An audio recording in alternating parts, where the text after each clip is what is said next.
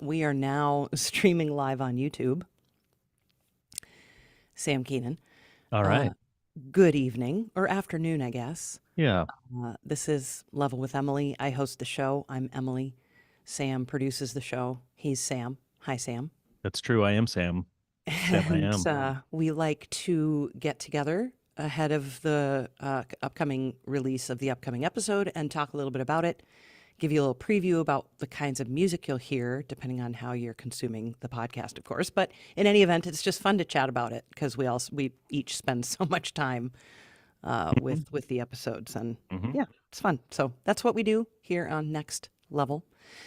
I do want to say we are going to take a summer break, and Sam, I meant to talk to you about talking about that here. We've Yeah, you and we've I've already talked about talked it. about it. Yeah. We've talked about it, but the fact that talking about it here on YouTube, just to Hmm. make sure we start letting folks know that, and I talk about that Right. in the episode as well. Summer Cool. break back after Labor Day. Yep. Um, Hitting the beach. Hitting the beach. There are many here in Minneapolis and St. Paul. But anyway, yeah, this week's episode features really quite a wonderful human being, composer Lennie Moore, who really, I just feel like we've known him from almost the start of us doing this together, this kind Yeah. of podcast slash entertainment form of media. Yeah. And it's just always been great to check in with him, over the years and see what he's working on. He did the music for the original Outcast video game, which came out in 1999, and they have just released their sequel, Mhm. which is called Outcast: A New Beginning. For past interviews, Lenny and I have he's mentioned it a time or two, and it was called Outcast 2 at that point. So if you're wondering where's Outcast 2, here it is. Hmm. So yeah, it's just been wonderful to reconnect with Lenny and also to hear this absolutely amazing music. So Sam, what do you have to say about all of that? That amazing music is right. This one is fantastic. This Yeah, soundtrack is just huge and alive and beautiful and yeah, harmonically wonderful and yeah, instrumentation and the soloists and the choir and the everything about it is just sounds so great yeah, and just is written so well. It's yeah, really good. yeah. It's amazing. Like I even tweeted about it when I first started listening to it a few weeks ago ahead of the interview. And I talk about it in the pardon me, in the episode itself. So I'm not going to go through all that here. But Okay. needless to say, it put me in a mood Yeah. because it was that good. I was just like, I was just like all the, um, sounds organized into music that we are inundated with throughout our daily lives and in the form of Hmm. new media, just nonstop Right. mediocrity. And so I mean, and there obviously are standouts, and we feature them on this show all the time. Hmm. Hmm. Uh, it's just, this one is special. Yeah, it's just it took my breath away in a lot of ways. One of the things, if you go on YouTube and you look up the soundtrack, one of the comments is like, "This sounds like John Williams," and I was like, actually, no, it does not. Yeah. This is I functional didn't think harmony. that. Right. This is what functional harmony sounds like, and that's your reference to it is John Williams. You know what I mean?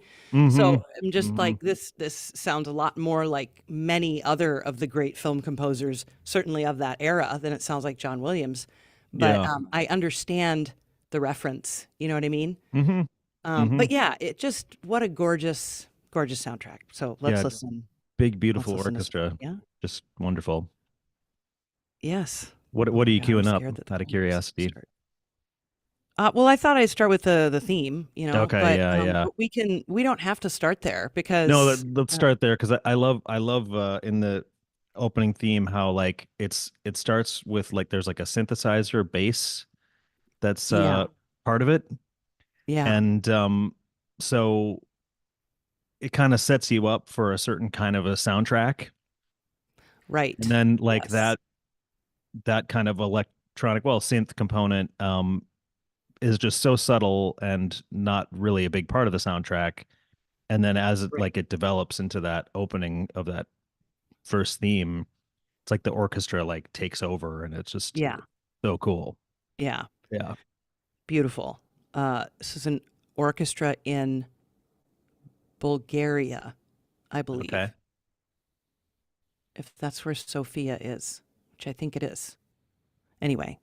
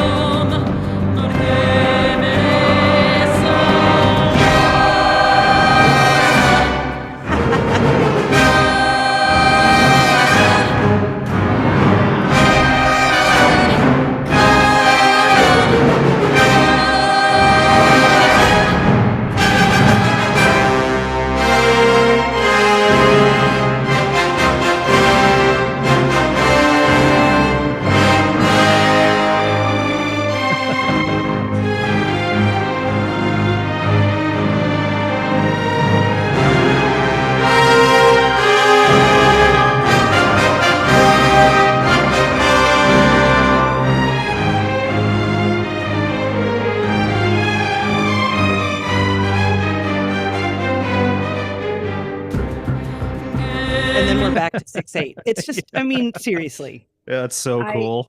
It's so good. And it just keeps going places. You know, the ideas are developed. It's not, oh, here's a little motif and we're going to hang out in this key for a while and chill and that's all great and wonderful.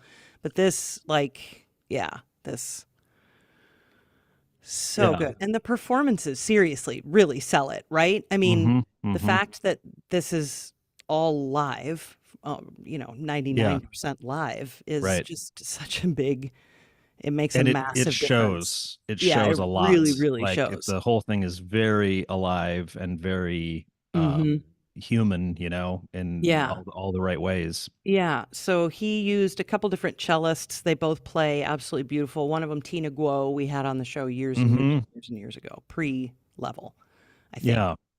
Yeah. And she sounds amazing. And he talked about, one of the things I really liked about what Lennie was saying is he asked these musicians for, usually you'd ask a musician, send me your best take, or some, especially the ones that have done it a long time, know what their best take is and they know what the composer is looking for and they'll send that.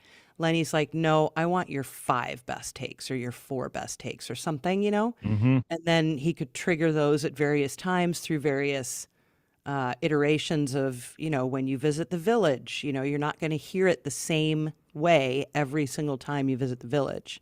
So yeah, just really cool stuff he did. We've talked to composers who have done that before too, but I love that approach because it lets the musicians breathe even more, right? They're like, oh, well, I'm going to try it this way. I'm going to try it this way. And it's also better for the listener as they're gaming too, if he's using multiple takes triggered at different times, because then it doesn't get tedious. And exactly. And that's one of the very first things he talks about in our conversation is how he is a gamer. And so he's like, okay, what do I hate?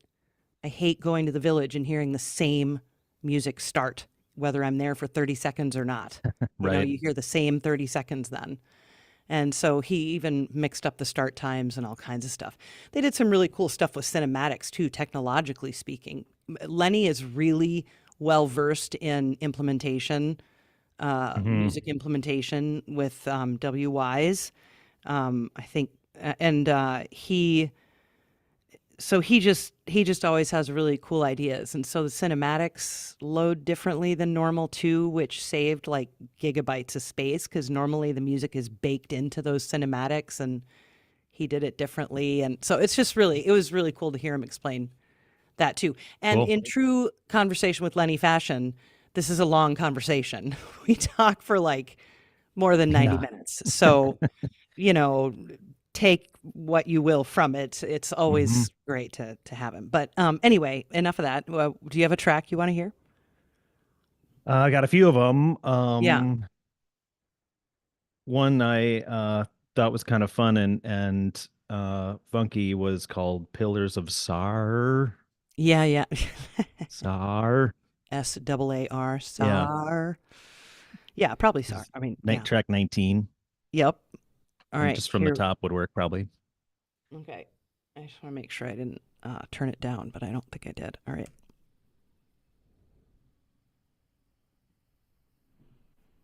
Loading. Oh.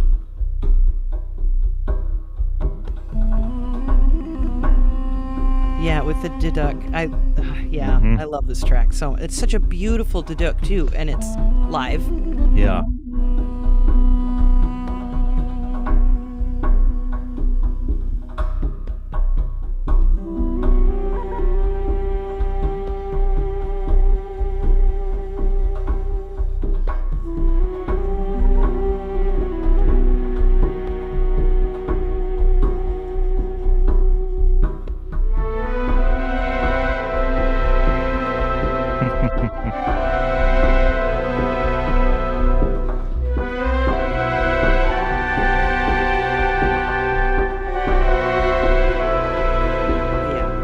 So much. That's so good. It's so good. And that percussion is so tight and so like in control and gentle and like gives all this space for the orchestra to swell and everything is just so good. Yep.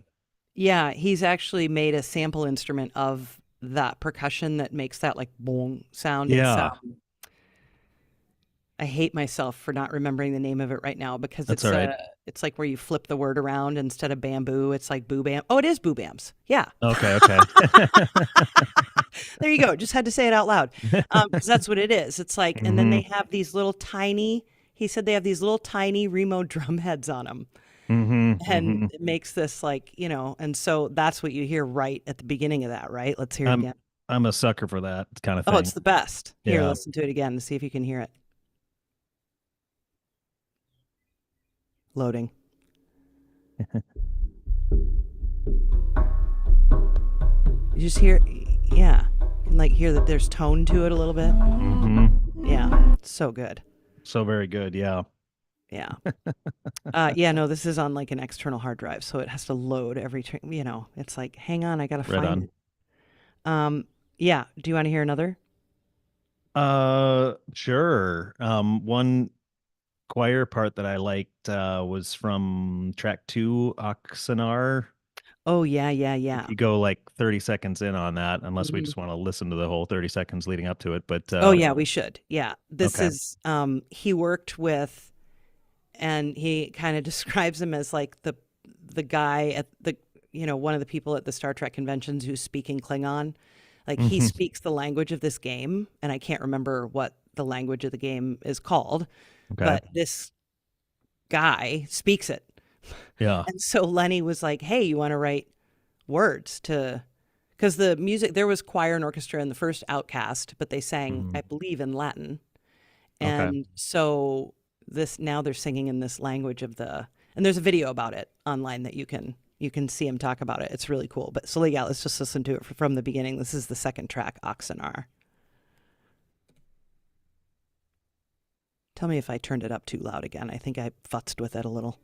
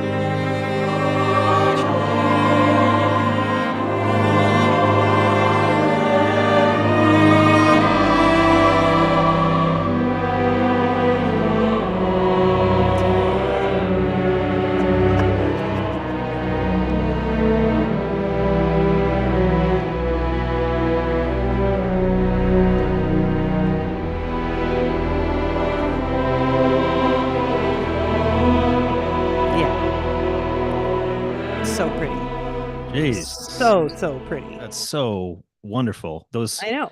big fat chords just Yeah. like they just hit me just right in the chest, you know? Yeah. Yeah.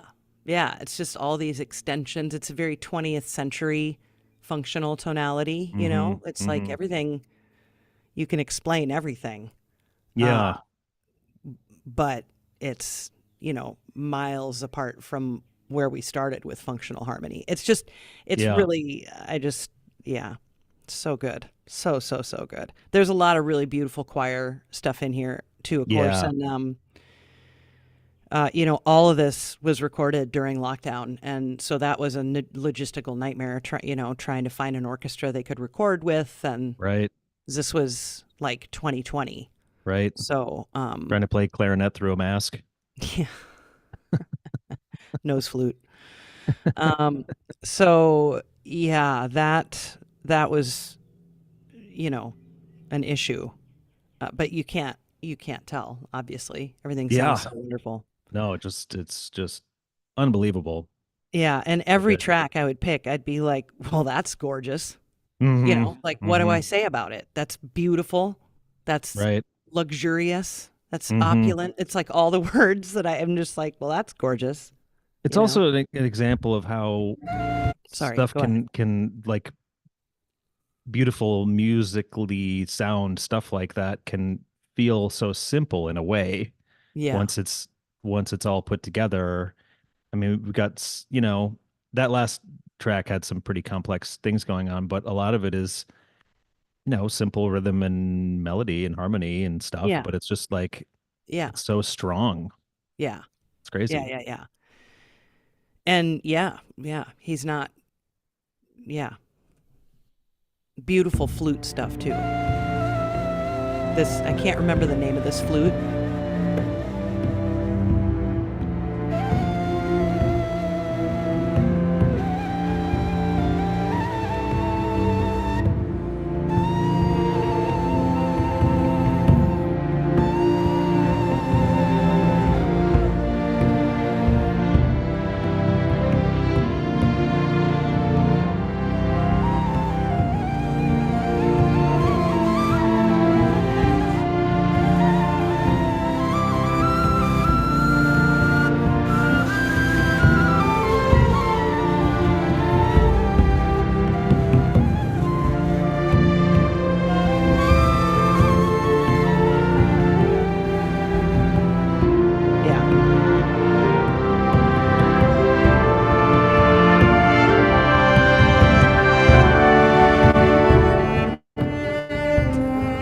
And now we're here. Yeah. I mean, yeah. I'm not kidding when I say the whole album is like this. Like, yeah. There are many games where I have not played the game until I heard the soundtrack and then I wanted to play the game. This is one of those.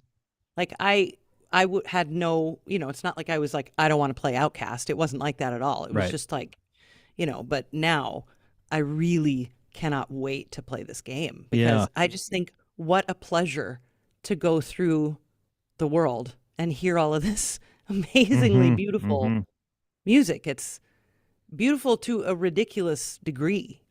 Right. Yep. Yeah. It's amazing. Has Lennie done any film? Oh yeah, he's done everything. Okay. He's done all the things. Yeah. I think he's done TV. He's done all the things. Yeah. Yeah.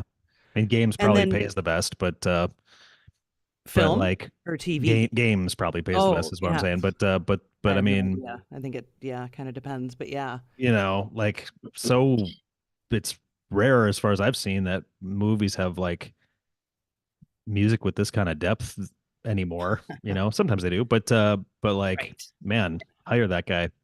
I know, right? Oh, I don't think he's in any need of yeah, exactly. Yeah, he's got work. I don't know, hire him anyway. Hire him anyway. No, he's amazing. And you know, it was last time we had him on was about Mentors, which is a jazz album, you know. And that was also like just really mind blowing in many ways and had just a ton of amazing performers, and I think maybe also was recorded partially or maybe fully during COVID. So, but Lennie, I mean, he really is, like I said earlier, he's not only such a talented and gifted musician and composer, but he's also really talented and gifted when it comes to the technology side.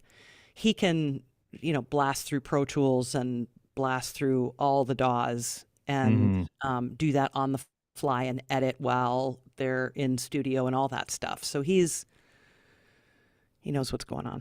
Yeah. I love that guy. Yeah. Oh man, what a nice guy too. Jeez. So, yeah, I mean, do you have another track you want to hear? Got a few more, but one of them that's maybe different from what we've heard so far is track number 33 called They're Everywhere. That's so funny. I used that in our little sound check. Okay. Yeah. Yeah. Here we go. This is more combat-y, obviously. Mm-hmm.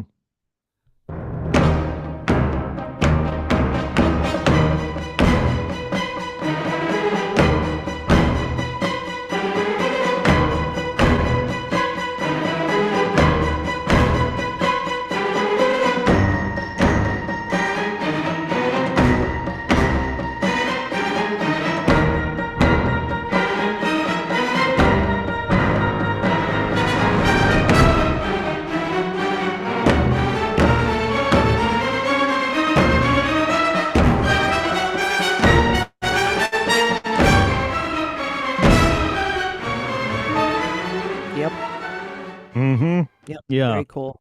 Just combat-y, but also just like really brilliantly done, and the percussions just sits right on the top of that, front and center. It does, so then doesn't it? Yeah. when the orchestra swells up or things get loud, it's like it's going up to meet it. You know what I mean? Yeah. And it keeps that intensity like all in your face. Yep.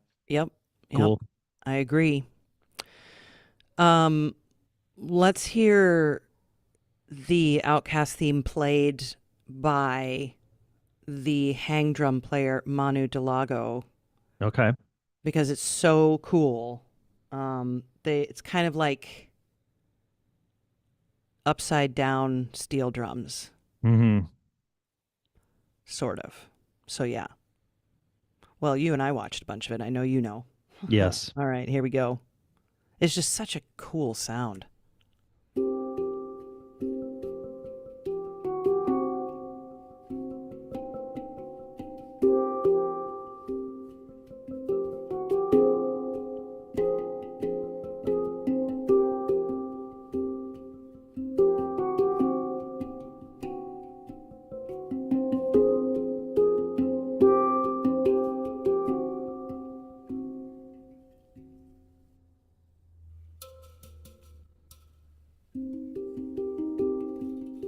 So cool. So cool. So very cool. It develops that from there for a minute or two, and it's really, really, really cool sound. And he's also, peppered throughout the album in ways, shapes, and forms. And that instrument, it's just got such a cool sound to it because it does sound like steel drums, but it doesn't have that annoying like poing, poing, poing. I don't think it's annoying at all. Well, on steel drums? I love steel drums, but the attack, and then the decay, it has a weird, I can't remember exactly the word for it, but it does have a very strange attack. Yeah, like this instrument is sharp, is high pitched. Yeah, right, exactly. Yeah. This is softer. Warm. Yeah, well, it's just fingers, right? You're not hitting it with, because steel drums you hit with mallets, right? So there's none of that. This is all. Yeah. Touch of the human hands. Yeah. Just makes it really pretty and soft, You're so right. Yeah, absolutely. Yeah, I mean, every single one I want to hear. Ancient Temples. Let's listen to some of this one. Okay.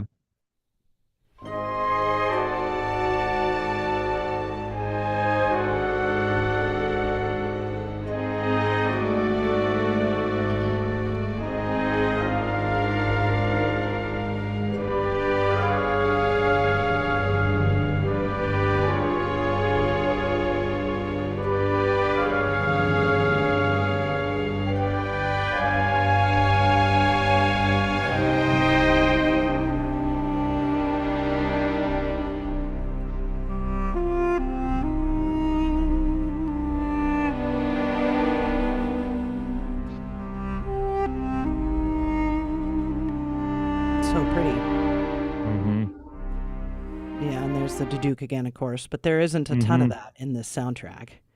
I also love this one. I think it's All Males Prophecy. I'm not sure how to say the name, but this is a really beautiful, quiet one with solo vocals that he had. I think he had her sing all the parts.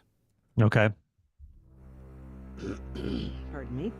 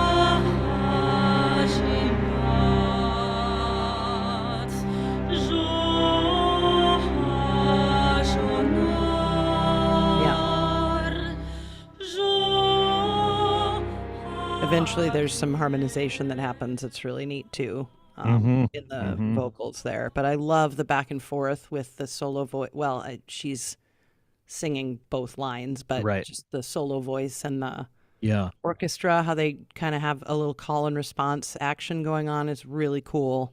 Yes. Yeah. Yes. I love this soundtrack.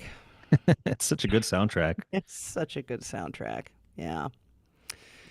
Is there anything else you want to hear? Let's do one more. Yeah. Track 36. Okay. Bida'a.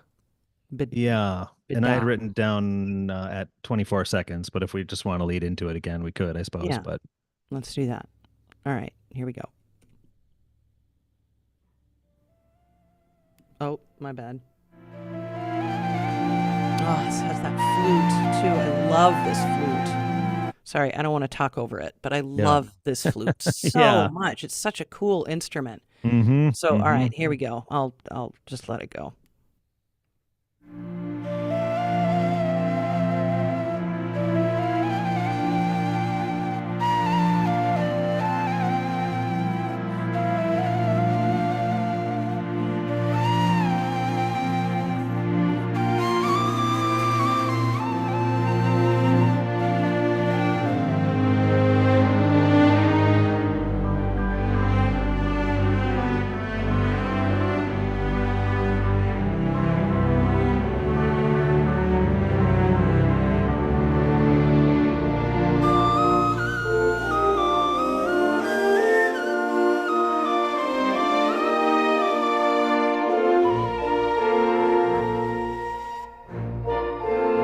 Fun up in that upper register of that flute, how you hear that breath, how much air it takes to get up to that register. That's so cool. Sounds so cool. Yeah. It's another example of that flute is such a soft flute. Yes. You know? Yeah. Which is, I think, really adds to the beautiful feeling of everything, you know? It's very personal feeling. Yeah. Yeah. I mean, go listen to it. Yeah. Just go listen to it. It's really pleasurable. And and check out the episode on Friday. Yeah, check out the episode Friday. And there's a video that will accompany, of course. And then, we won't be back for a little bit, but we will be back right after Labor Day is the plan. So, yeah. Cool. Check us out on Discord. That link is down in the show notes. And check out the episode Friday, and we'll see you when we